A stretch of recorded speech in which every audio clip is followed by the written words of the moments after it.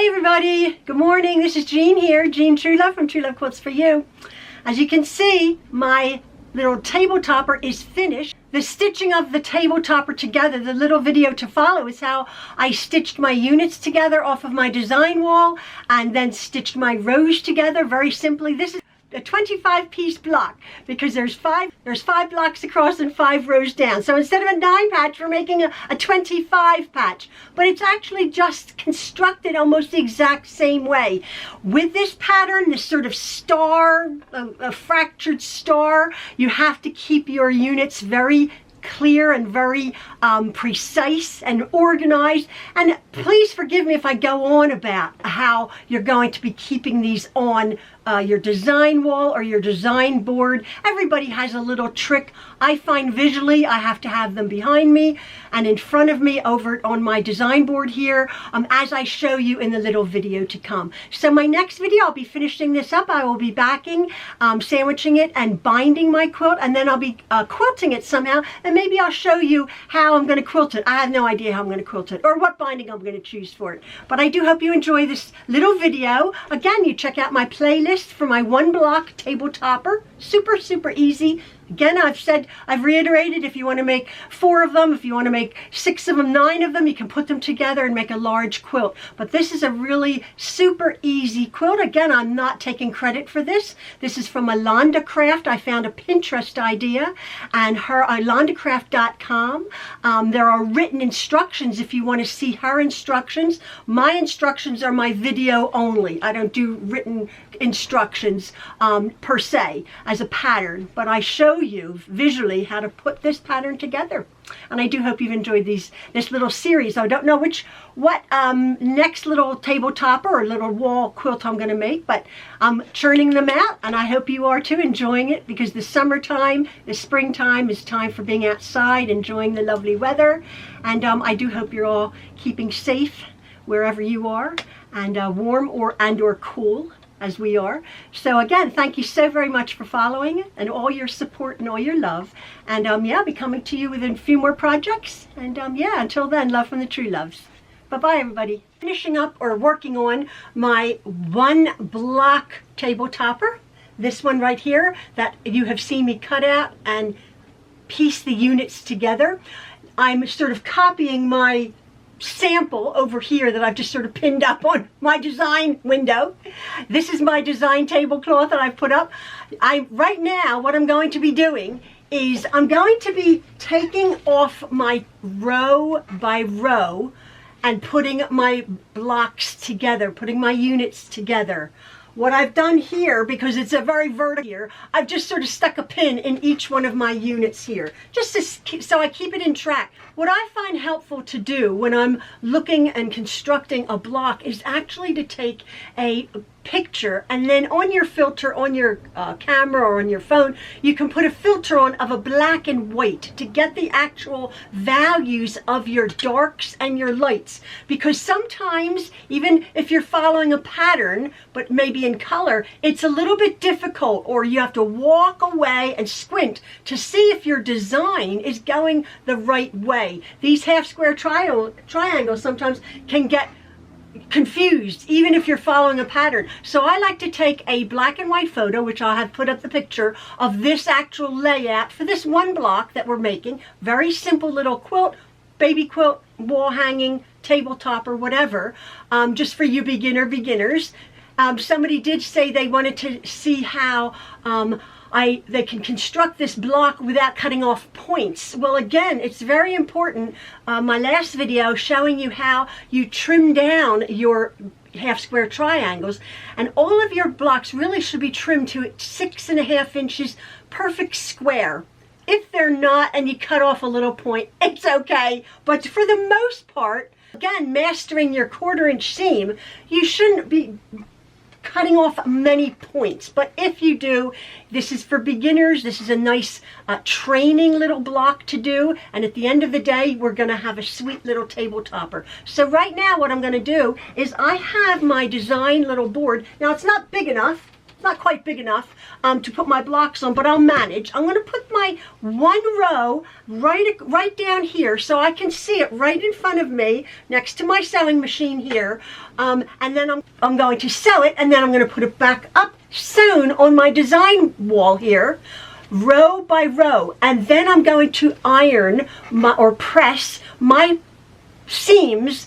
One row is going to go one way, and then the other row is going to go the other way. So then when we sew our rows together, we can nest those seams, one going one way, one going the other way. So I've taken off my top row and I've laid it in front of me here, and I know that this is the proper order that my blocks are going to go. And so I'm going to just be putting my pretty side to my pretty side for my first block here.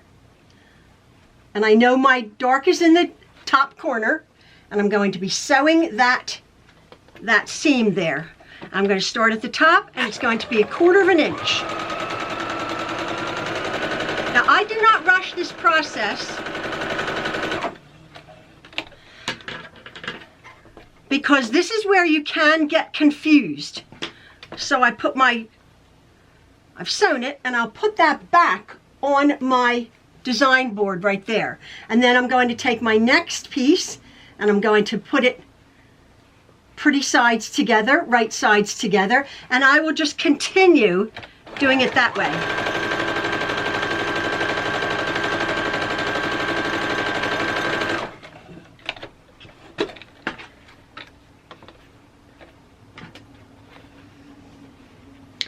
Now, as you can see, on my top row here, I have 1/4 inch right there. You see that? To the person who is worried about their cutting their points off. Well, when I go to sew my row or my binding on this quilt, then I will sew it there, and my points have not been cut off like that. So I'm going to place that back on my board. There's 1/4 inch also on this point. I will do this one. Place it. I find it easy. As you can see, I don't have to use my pins. I just pull that over under my presser foot. Now I know there's other ways to do this where you can pin it, you can lay blocks on top of each other, but I find, because visually I get messed up, and if I don't do it the right way, I really get messed up. Again, on that one, there's 1/4 inch. So I'm going to take my last block. There's 5 blocks in this row, and this last one, the seams match up. And because we've pressed one way and pressed the other way, when we were constructing our blocks, they just nest beautifully. And again, I just lay it like that. The edges up and 1/4 inch.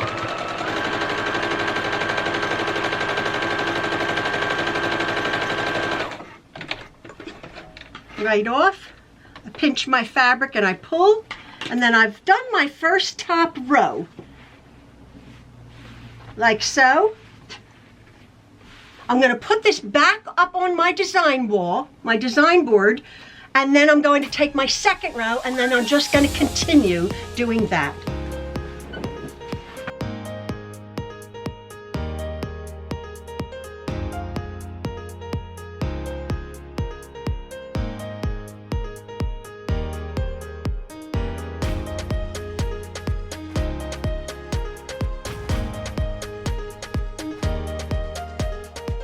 Now, for you beginners, there is, on this second row, there is having to match up our checkerboard to what is called like a rail fence. These 2 seams here, as you can see that. But if we've sewn them pretty good, it's not perfect, it's a couple of threads off, but when we follow our pattern, they will pretty much go as they need to go. So again, I'm going to take my checkerboard, pretty sides together, over to my rail fence, and as you can see, I have these 2 seams here and here, the dark going to the light on this unit that we have trimmed up nice, and pretty much because we've pressed them well, one seam is going one way, you can just nest that, The other seam is going the other way. And hopefully on this unit they will match up. Put it back, and I can see that that's matched up really well there. And then my last piece on my second row.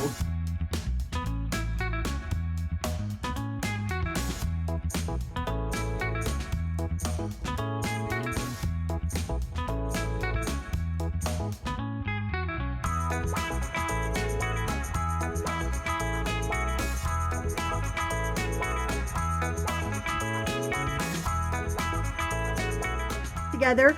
I haven't ironed this yet. I will take it over to my little ironing board and I will iron each row. This row going one way, the next row going this way, and I'll alternate the rows. So then when I sew the rows together, like I keep reiterating, I'm repeating myself, I know that these areas here and here on my unit, my block, will match up beautifully. Rows facing me, I've ironed these seams going this way, and I've ironed this row, these 4 seams, 1, 2, 3, 4, going that way. Now all I'm going to do is I'm going to place the top row onto my second row, and by all means, you beginners, if you want to get a pin and pin where the seam nests, you're going to have one going one way.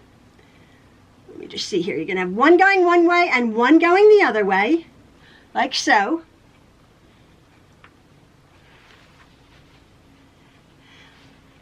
And then our 1/4 inch seams on the top hopefully will be good. If they're not, they're not. But there we go.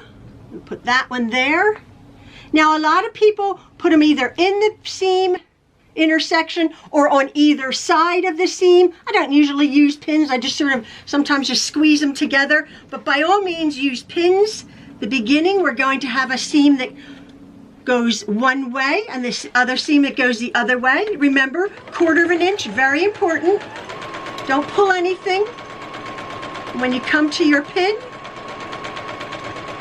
you can sort of feel where that is nesting together and how the other seams have been pressed or checkerboard underneath.